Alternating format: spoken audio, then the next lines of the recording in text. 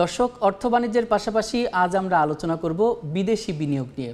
আর এ নিয়ে আলোচনার জন্য আমাদের সঙ্গে যুক্ত হয়েছেন মাইক্রো ক্রেডিট রেগুলেটরি অথরিটি নির্বাহী প্রধান এবং বাংলাদেশ অর্থনীতি সমিতির অন্তর্বর্তীকালীন কমিটির সদস্য সচিব অধ্যাপক ডক্টর মোহাম্মদ হেলাল উদ্দিন।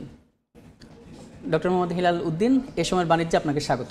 আমরা প্রতিবেদনটি দেখছিলাম যে ক্রমাগতভাবে কমছে সরাসরি বিদেশি বিনিয়োগ। এর কারণ কি বলে আপনি মনে করেন? ধন্যবাদ। প্রথমত, বিদেশি বিনিয়োগ অন্যান্য যে কম্পারেবল কান্ট্রিগুলো আছে, আমরা যাদের সাথে বিশ্ববাজারে কম্পিট করি, সেই সব দেশের তুলনায় সবসময় আমাদের কম ছিল। আর এখন বিশেষ করে কমার যে বিষয়, আমরা জানি যে বাংলাদেশে যে ট্রানজিশনটা হয়েছে কোভিডের পর থেকে, তো আমরা চাপে আছি। তারপরে বৈশ্বিকভাবে ওই যুদ্ধের কারণে একটা চাপ ছিল। এরপরে এখন নতুন করে যেটা হয়েছে যে আমাদের পলিটিক্যাল ট্রানজিশন। সবচেয়ে বড় যেটা, যে একজন বিনিয়োগকারী বাইরে থেকে কেন এখানে আসবে বিনিয়োগ করতে? তাহলে আমরা জানি যে আমাদের আভ্যন্তরীণভাবে যারা বিনিয়োগ করে, আমাদের লোকাল ইনভেস্টর যারা, তাদের কিন্তু এনাফ কনফিডেন্স নাই, এবং তারা কিন্তু তাদের বিনিয়োগ করার ক্ষেত্রে আমরা দেখতে পাচ্ছি তারা কিন্তু আপনার অনেক বেশি স্লো। আমরা জানি যে আমাদের প্রাইভেট বেসরকারি বিনিয়োগ এখানে গ্রো করছে না। তো যারা বাইরে থেকে আসবে তারা বিনিয়োগ করতে আসবে কেন? প্রফিটেবিলিটি। আর প্রফিটেবিলিটি যদি আমি চিন্তা করি, তাহলে একটা আমার রেভিনিউ জেনারেশন, একটা হলো কম কস্ট হইতে হবে। তা রেভিনিউ জেনারেট করতে গেলে আমার যে মার্কেট অ্যাক্সেস, বাংলাদেশে কেন আসবে? বাংলাদেশে যদি এমন হয় যে কম কস্টে উৎপাদন করে অন্য একটা মার্কেটে তারা এটা বিক্রি করতে পারবে, অথবা আমাদের নিজস্ব যে ডিমান্ড আছে, অনেক বেশি হাই ডিমান্ড আছে, সেটাকে তারা হয়তো টেকনোলজিক্যাল যে তাদের উৎকর্ষতা সেটা নিয়ে আসবে। কোন জায়গাটায় আমাদের স্কোপ আছে? আমি তো দেখি না যে আমাদের আরএমজির একটা লো কস্ট লেভার ছাড়া আর কোনো জায়গায় আমাদের এমন অ্যাডভান্টেজ আছে যেটা দেখে আমাদের ফরেন ইনভেস্টররা আসবে, ডিরেক্ট ফরেন ইনভেস্টমেন্ট আসবে, সেটা নাই। এবং আমি যদি ক্যাটাগরিক্যালি বলি যে আমরা যেটা বলছি যে ইজ অফ ডুইং বিজনেস থেকে শুরু করে অন্যান্য যেই র্যাঙ্কিংগুলো আছে, সেই র্যাঙ্কিংগুলিতে কিন্তু আমরা এমন একটা সুখকর অবস্থায় নাই যে আমাদের সাথে কম্পারেবল কান্ট্রিগুলো ছেড়ে আমাদের এখানে আসবে।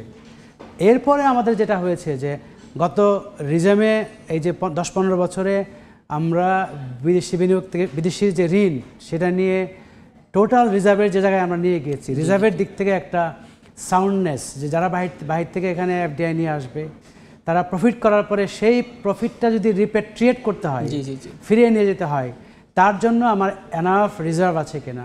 এবং কেউ যদি এখন এফডিআই নিয়ে আসে, ইনভেস্টমেন্ট মানে তো লং টার্ম, তো লং টার্মে দেখবে যে বাংলাদেশ লং টার্মে যে stability in terms of macro economic indicators, সেখানে তাদের কনফিডেন্স থাকতে হবে। সেটাও কিন্তু ব্রেকডাউন হয়েছে। তো এখন আমার ব্যাংকিং সেক্টরের যে ইনস্টেবিলিটি এবং যে নন পারফর্মিং লোনের যেটা প্রেশার, সেটাও কিন্তু আমার এর সাথে সম্পর্ক আছে।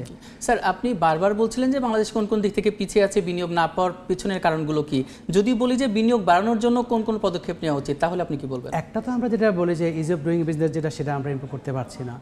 তারপরে আমার যারা বিনিয়োগ করতে এখানে আসবে, আসার ক্ষেত্রে আমার হলো যে আমি যদি ইনভেস্টমেন্ট নিয়ে আসি, তো ইনভেস্টমেন্ট তো একটা ক্যাপিটাল, তার বাইরে আমার যে লেবার ফোর্স লাগবে, তার যে উৎকর্ষতা, হ্যাঁ, প্রোডাক্টিভ লেবার লাগবে আমার। তারপরে আমার যে এখানে ল্যান্ড যেটা আসছে, যে স্পেশালাইজড ইকোনমিক জোন করে আমরা তাদেরকে ল্যান্ড দিচ্ছি, ল্যান্ড যে হাই প্রাইস এবং প্রপারলি দাঁড়িয়ে একটা ঠিক জায়গায় ল্যান্ড পাওয়া, সেটা একটা কোশ্চেন। তারপরে এর সাথে আমার লজিস্টিক যেটা, হ্যাঁ, যে যদি বাইরে থেকে আসতে হয়, একটা করে প্রসেস করে এখানে আসা, আবার এখান থেকে যদি তারা এক্সপোর্ট করতে চায়, তাহলে এক্সপোর্ট করার ক্ষেত্রে যে প্রবলেমগুলো আছে, সেখানে কিন্তু আমরা জানি অসংখ্য ব্যারিয়ার আছে। ফলে আমি মনে করি যে আমাদের কাঠামোর মধ্যে আমাদের ডজেন্স অফ ফ্যাক্টরস আছে যেগুলো কিনা আমার এটাকে বাধা দিচ্ছে। আবার ব্যবসায়ীরা বলছেন কিন্তু বিনিয়োগ আকর্ষণ করার জন্য দীর্ঘমেয়াদী একটা নীতির প্রয়োজন। তো আসলে সেই নীতি আসলে কি ভাবে করতে হবে এবং আমাদের দুর্বলতা কোথায়, সে সম্পর্কে যদি আমি শুধু বলি, বিনিয়োগের নীতি সবসময় দীর্ঘমেয়াদী হয়। আমি 50 কোটি টাকা, 100 কোটি টাকা বা 500 কোটি টাকা বা 1000 কোটি টাকা আমি ইনভেস্ট করব, এটা 1, 2, 3 মাস, 6 মাস, 2 বছর, 3 বছর, 5 বছর দিয়ে করবো না। নেক্সট 12 ইয়ার্স, 15 ইয়ার্স, 20 ইয়ার্সে কোন জায়গায় যাবে এই দেশটা এবং সব কিছুর পরিবেশটা কোন জায়গায় থাকবে, সেরকম একটা প্রেডিকশন নিয়েই কিন্তু ইনভেস্টমেন্ট করে। তাহলে সেক্ষেত্রে এখন যে অনিশ্চয়তা বাংলাদেশে আছে, সেই অনিশ্চয়তা তো এমনিতেই, আমার যদি এই পলিটিক্যাল অনিশ্চয়তা ছাড়া আর সব কিছু ঠিকঠাক থাকে, তারপরেও কিন্তু এই অনিশ্চয়তা একটা প্রভাব ফেলার কথা। পাশাপাশি আমরা জানি যে এই পলিটিক্যাল অনিশ্চয়তা ছাড়াও অন্যান্য যে দিকগুলো আছে, সেগুলো কিন্তু আমাদের ব্যাপক ঘাটতি আছে। তো সেই সব কিছু মিলে আমি মনে করি যে খুব একটা সুখকর পরিস্থিতি এখন এফডিআইয়ের জন্য না।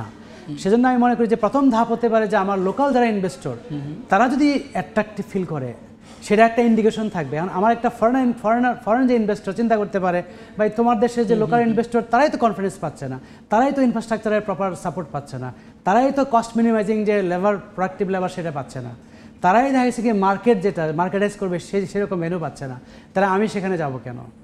প্লাস আমার যেটা বললাম যে রিজার্ভ থেকে শুরু করে অন্য অন্য প্রেশারগুলো আছে।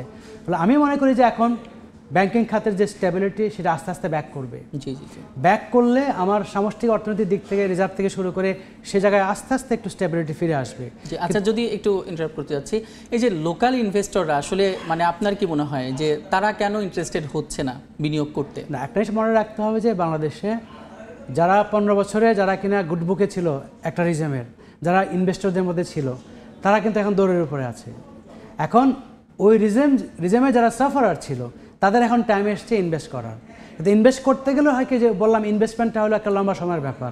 তাহলে এই পলিটিক্যাল স্টেবিলিটি কীভাবে আসবে, ইলেকশনটা কীভাবে হবে, কারা ক্ষমতায় আসবে, সেখানে কি পলিসি পারসুট হবে, আমার নেবারিং কান্ট্রির সাথে আমার কি সম্পর্ক হবে, আমেরিকাতে যে নতুন আমার যে রিজিম আসছে সেখানের সাথে গ্লোবাল ট্রেডটা কোন দিকে যাবে, অনেক কিছুর ব্যাপার কিন্তু আছে। ফলে তারাও যে কনফিডেন্স নিয়ে এখন ইনভেস্টমেন্টের দিকে আসছে তা না কিন্তু। ফলে ওই যে আপামর জনসাধারণ যারা কিনা অর্থনৈতিক কর্মকাণ্ড করার ক্ষেত্রে ভাবে যে ভাই ক্ষমতায় যারা আসুক না কেন আমার কাজ করে খেতে হবে, তারা হয়তো তাদের অর্থনৈতিক কর্মকাণ্ড। একটা শেষ প্রশ্ন আছে, সেটা হচ্ছে দেশি বিদেশি সব ধরনের বিনিয়োগের ক্ষেত্রে জ্বালানি সংকটকে একটা বড় ইস্যু হিসেবে, চ্যালেঞ্জ হিসেবে দেখা হয়, মানে সেক্ষেত্রে দেখা যায় সেখান থেকে উত্তরণের আমাদের উপায় কি বলে আপনি মনে করেন? আমি মনে করি জ্বালানির যে সংকট বা জ্বালানির যে আমার যে ইস্যু, সেটা সবসময় একটা গুরুত্বপূর্ণ ইস্যু। প্রথম হলো যে শুধু জ্বালানি পাওয়ার ব্যাপার না, জ্বালানিটা আমি অ্যাফোর্ডেবল প্রাইসে পাচ্ছি কিনা। ফলে অনেক ক্ষেত্রে দেখা যাচ্ছে আমি বিদ্যুৎ পাচ্ছি, আমি বিদ্যুৎ পাওয়ার ক্ষেত্রে আমার অনেক কস্টলি হচ্ছে। কস্টলি হলে আমি বিশ্ববাজারে কম্পিটিটিভ থাকবো না, অথবা লোকাল মার্কেটে যদি আমি অনেক বেশি আমার কস্ট বেড়ে যায় তাহলে আমার সাপ্লাই কম দিতে হবে।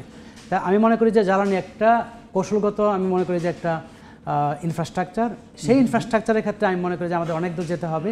এবং এইখানে আমরা যদি কস্ট মিনিমাইজ করতে পারি, আমার গ্লোবালি কম্পিটিটিভ থাকার জন্য আরেকটু স্পেস তৈরি হবে। জি, অসংখ্য ধন্যবাদ অধ্যাপক ডক্টর হেলাল উদ্দিন আহমেদ। তো আমাদের এই সময় বাণিজ্য আসার জন্য আমরা আশা করব যে এই যে আমাদের বিদেশি বিনিয়োগ আসার মতো পরিবেশ আমাদের তৈরি হবে। আপনাকে ধন্যবাদ এবং দর্শকদেরকে। আমরা এতক্ষণ আলোচনা করছিলাম বিদেশি বিনিয়োগ নিয়ে, আর এর জন্য আলোচনার জন্য আমাদের সঙ্গে স্টুডিওতে সরাসরি যুক্ত ছিলেন অধ্যাপক ডক্টর হেলাল উদ্দিন।